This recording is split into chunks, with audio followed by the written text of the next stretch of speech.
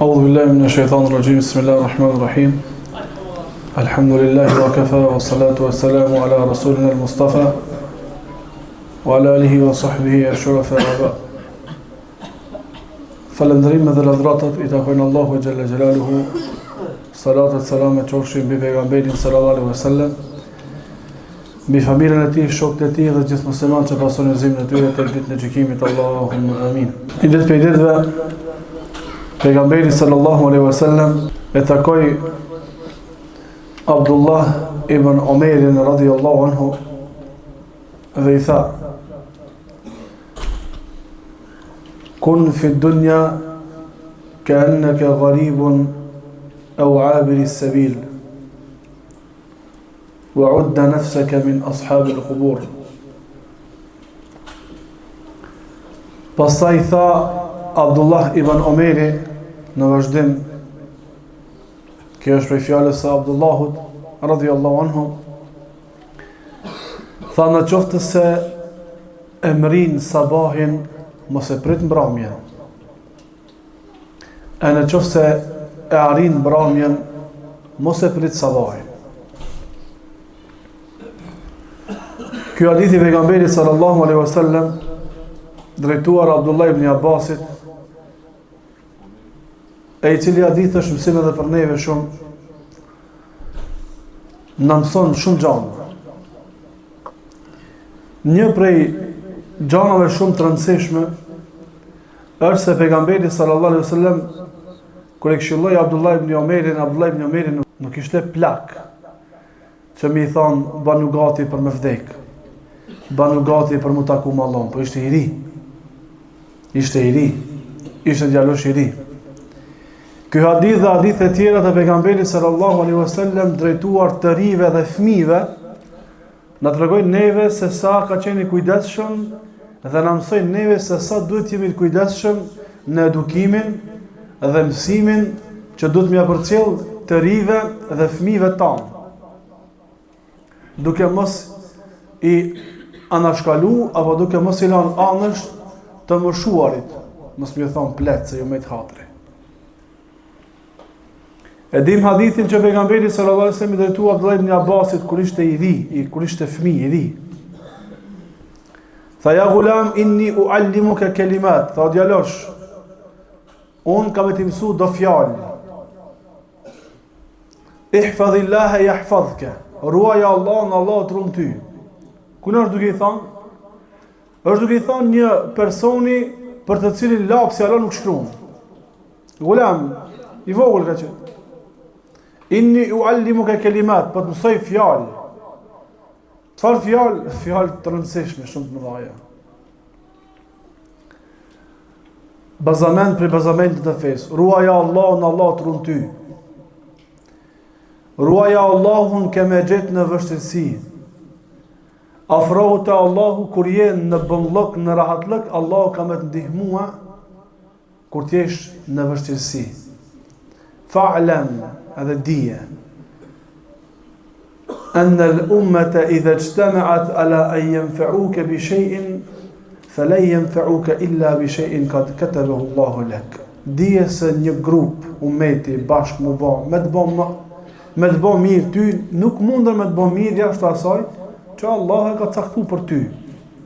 Dhe dije se krejt mu bë bashkë me të bë dam, ty e sun të bëjnë dam jashtë asaj që Allah e ka shënuar për ty.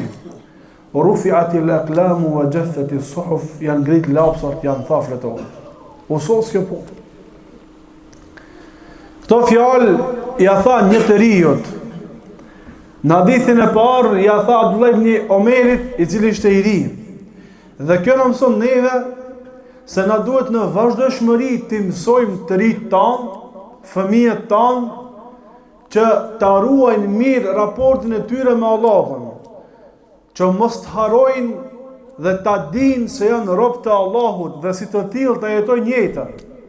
Dhe këtë duhet me vazhdu na të ankohen në vazhdimshmëri me I këshillu fëmijët tanë. E këshilla më e mirë ndaj tyre është praktika jonë. Këshilla më e mirë që na mundemi me I eduku fëmijët tanë është praktika jonë. na vetë ta veprojmë. Edhe me fjalë të ju thojmë. Tha, kun fi dunja ke enneke gharib, e u abiru sebil. Tha, jeton në këtë dunja sikur me qenë gurbetçar, i huaj, e u abiru sebil, ose jeton në këtë dunja sikur me qenë udhëtar. Jetoj jetën sikur me qenë gurbetçar. E si e ka jetën gurbetçari? Në kohrat pak më të hershme, pak më herët se kjo koha jonë, për shkak se gurbetçarët e kohës tonë veç i ka met emrin me qenë gurbetçar, se ata nuk janë gurbetçar, ata janë gurbetçar kur vinë këtu. Kur vinë te na janë gurbetçar, e kur kthehen gurbet janë në vendin e tyre. Ka ndryshu gjendja. Po si është puna e gurbetçarit? Si është jeta e gurbetçarit? Jeta e gurbetçarit është jetë e ndjen një farë vetmije, e ndjen një farë jo rahatije, e ndjen një farë jo sigurie. Vendin ku ai qëndron është vend i përkohshëm. Në atë vend që ai jeton është vend që nuk ban investimet më dhaja, po mundohet me grumbullu diçka sa të ketë mundësi prej pasurisë, e investimin të ban në vend qëndrimin e tij të sigurt, në vendin e tij, në vatanin e tij, aty ku ai ka më kthye. Apo çdo gurbetçar kur shkon me këtë nijet në zamanin tonë, edhe më herët. Mirë po, pastaj po shohim që investimet po i bojnë atje. Shtëpim po e blejnë atje. Investime për vetur po bojnë atje. Dasmat po i bojnë atje. Atje po lindin, atje po rritin, atje po zhvillohen, dhe kur vinë këtu investimin e kanë pak. Mirë po realiteti gurbetçarit çka? Se investimin e ban pak te vendi ku qëndron, e ban investimin aty ku ka mu kthye. Aty ku ka mu kthye. Pejgamberi sallallahu alaihi wasallam çka i tha Abdullah ibn Omerit? Tha jeton si gurbetçar. Mos ban investimet mëdha këtu në dunjë. Mos ban investimet mëdha në këtë dunjë, për shkak se përkohësisht je. S'ke më kam të në kohën. E ajo përkohësisht as vetë nuk e dim se sa është.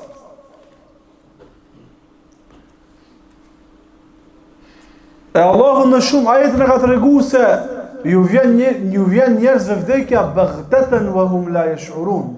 Ju vjen pa pritmas. Tamam kur mendon njeriu se i ka nxjerrë Terezi këtë punë, vjen meleku ja merr shpirtin dhe fillon për krejt këto punë që i ka nxjerrë Terezi, me dhënë llogari për Allah subhanahu wa taala.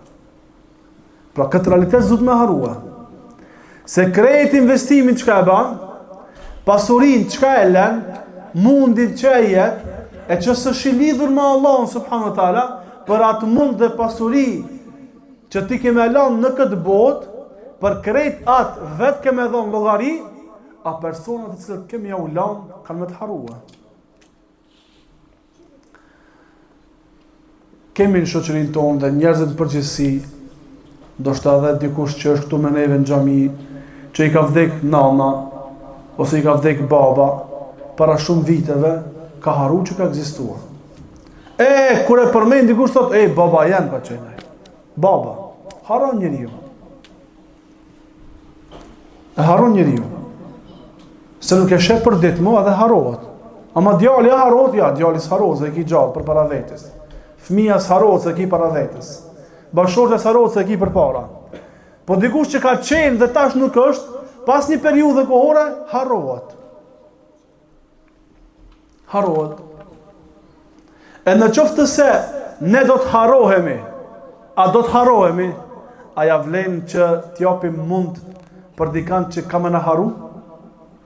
A ja vlen që të punojmë dhe të investojmë në gjëna që kanë me në ubom me u haru? Apo ja vlen të punojmë në gjëna që kanë në mbajt të gjallë edhe pas vdekjes tonë? Kjo e dyta, po pikë dyshimi apo. E ajo e që në mban gjallë edhe pas vdekjes, janë veprat e mira, janë punët e mira, janë bamirësi që njeriu i lën në këtë botë. Janë hajratet që njeriu i lën në këtë botë, janë dobit që njeriu i bën për të tjerët, dhe kjo jetë deri në kiamet me lejen e Allahut subhanahu wa taala. Tash, në qoftë se një gurbetçar ka shku në gurbet dhe ka jetuar 30 vjet, mirë po është prej asaj kategorie të gurbetçarëve të cilët janë dëfry dhe i kanë harxhu pasurinë e tyre aty ku e kanë harxhu në gurbet dhe s'kanë bëj investim të vendi këtu. A ju vijet? S'ju vijet. Ku me ardh? Shtëpi s'ka. Vetur s'ka. Pasuri dame anësh nuk ka. Nuk i vijet. Ka kësi gurbetçara, e dim na. Se cilin ndoshta dikan në familje të afërt apo të lartë, e ka që zvjen, nuk i vijet këtu. Si vijet se s'kalon kur gjon këtu. Ku me ardh? Me ardh një bo bardh dikujna, zjen heq. Ngushtohet me ardh. Kam i thonë njerëz, aha, dhe ki 40 vjet gurbet, kur gjon dritë s'ka qitë. Thot më mirë shkoj heq.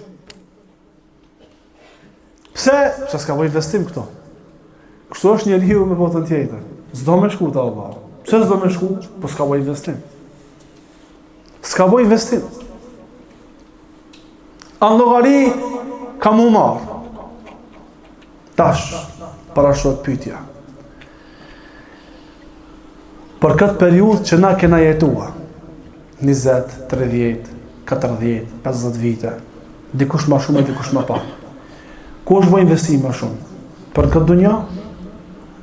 Apo është dhënë mundi ma shumë për botën tjetër? Të përgjigjen dhe dimë të gjithë. E u abiri sebil, jetë jetës kër me qenë udhëtar.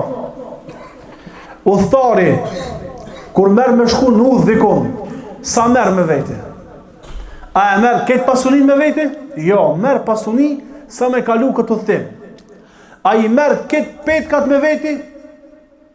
Teshat, a i merë këtë me vete? Jo, i merë sa mu mjaftu për këtë udhëtim. Shpije na e merë me vete? Pasurin tjetër a e merë me vete? Se merë me vete. Merë me vete sa mu mjaftu për këtë udhëtim. Kështu duhet tjetë edhe jeta jonë. Kështu në mëson pejgamberi sallallahu alaihi wasallam, me jetu në këtë dunjë s'ku me qenë udhëtar.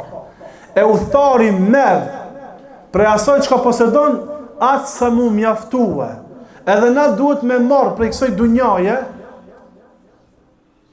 me u mjaftu, me kalu veç. E investimi me lanë për botën tjetër. Hargjimet e mdhaja me lanë për botën tjetër.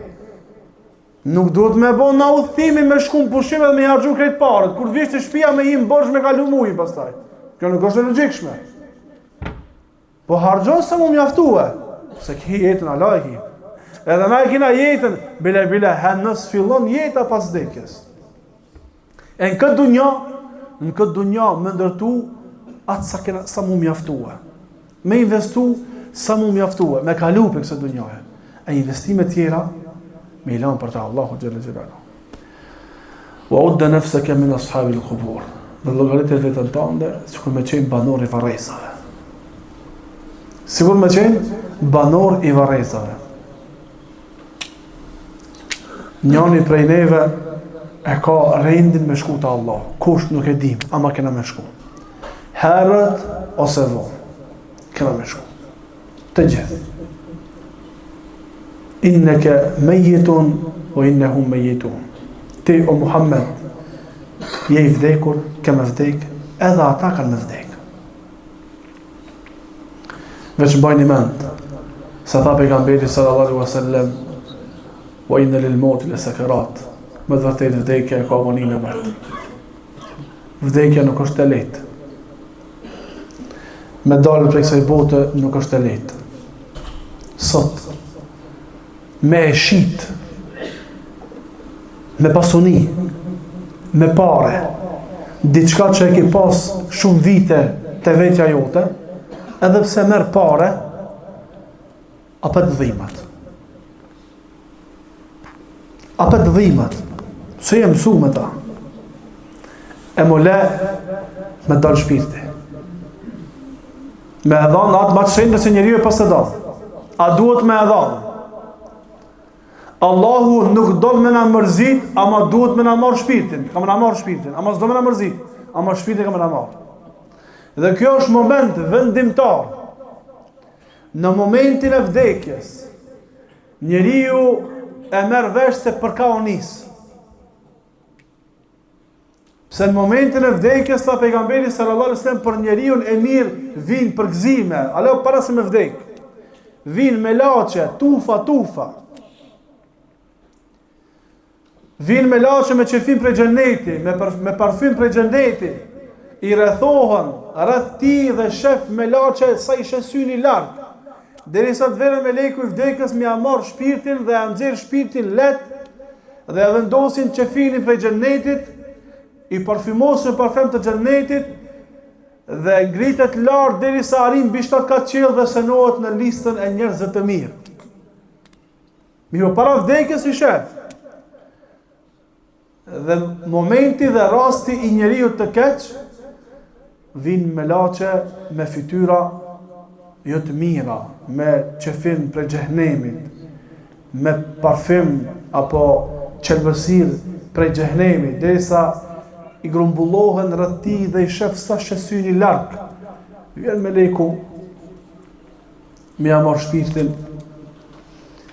dhe vendosin në qefinin prej xhehenemit, dhe kur don mu ngrit lart,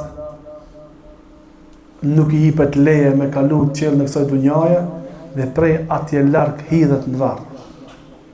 E Allah tha: alladhina qalu rabbuna Allahu thumma istaqamu tatanazzalu alayhimul malaikatu alla takhafu wala tahzanu wa abshiru bil jannati allati kuntum tu'adun. Tha ata që thanë Zoti jonë është Allahu, pastaj ishin të qëndrueshëm, atyri u vinë me laçe tufe, grupe. Mos u mërzitni. Alla takhafu, mos u friksoni. Mos u mërzitni. Mos u friksoni për familjar që kemi lënë këtë dunjë. Se Allahu ata i mbikëqyr. Mos u mërzitni për gjendjen e juve tutje, në vazhdim. Wa abshiru bil jannati allati kuntum tu'adun. Dhe përgëzohuni me një xhennet me cilin i përgëzuar nga ana Allahu subhanahu wa taala. Abdullah ibn Umar çka tha? Tha, në qoftë se qosh në sabah, bana e sabë që në mbrëmje kemu taku me Allah. Dhe kjo në banë që në mu pregadit për takimi me Allah, në përditshmëri. Si qosh në sabah, thuj vetës, o filan, në akşam e hi takimin me Allah, banë hazër. Pregaditu. Qofse vjen akşami, dhe ti ende në këtë dunja, thuj vetës, o filan, akşami herë, takimi me Allah në sabah. Deri në sabah të taku me Allah, pregaditu. E kur njeriu në përditshmëria përfiton vetes këtë realitet, të në kohën është me istikfar, me pendim, me kthim të Allah s.w.t, me nxitim në punë të mirë dhe me largim prej punëve të këqija. Elusim Allahun që Allah na mëson të përgatitemi për vdekjen. Elusim Allahun që Allah na mëson të jetojmë si musliman, të vdesim si besimtar. Elusim Allahun që Allah na lehtëson çështën e vdekjes. Alhamdulillahi rabbil alamin.